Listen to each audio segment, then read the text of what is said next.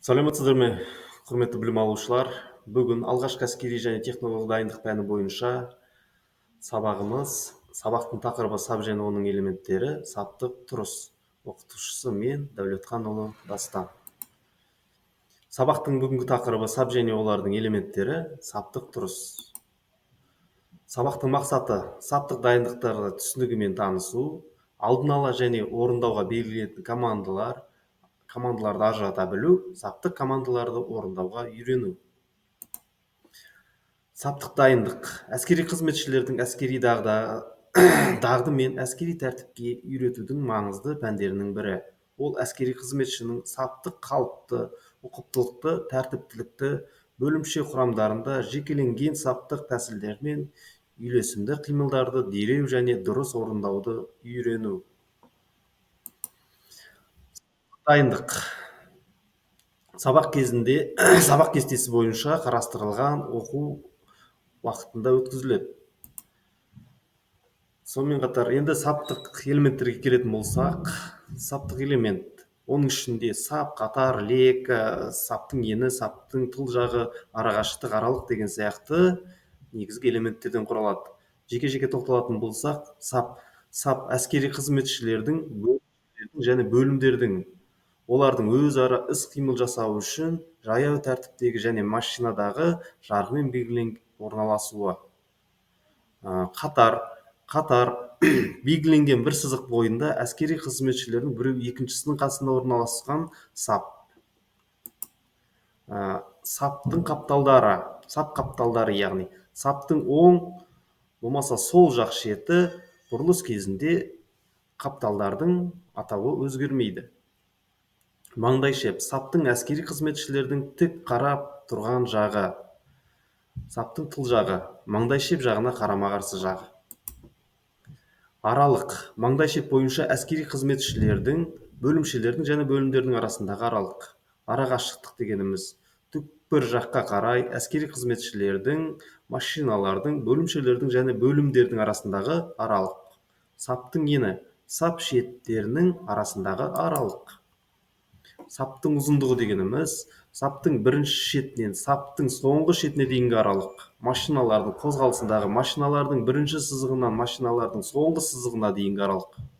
Екі қатарлы сап дегеніміз бір қатардағы әскери қызметшілердің басқа қатардағы әскери қызметшілердің ту сыртына қарай бір қадам арақашықтықта орналасуы. Қатарлар бірнеше және екі қатар деп аталады. Лек әскери қызметшілердің бір-бірінің ту сыртында, ал бөлімшелердің бір-бірінің артында жарғымен белгіленген немесе командир белгіленген арақашықтықта орналасқан сап. Жорықтық сап дегеніміз бөлімшенің лек сапқа тұрғызылған немесе бөлімшелердің жарғымен немесе командирлердің белгіленген арақашықтықтар берген кейін бір сапқа тұрғызылған сап. Бағыттаушы көрсетілген бағыт бойынша бірінші жүріп келе жатқан әскери қызметші. Бағыттаушы бойынша қалған әскери қызметшілер өздерінің қозғалыстарын реттейді. Тұйықтаушы лек соңында келе жатқан әскери қызметші. Және де саптық тұрыс ол пәрмендер бойынша орындалады. Ол пәрмендер сапқа тұр, түзел, тік тұр, еркін тұр, реттел, тоқтат. Бас киімді шеш және бас киімді ки пәрмендері бойынша орындалады.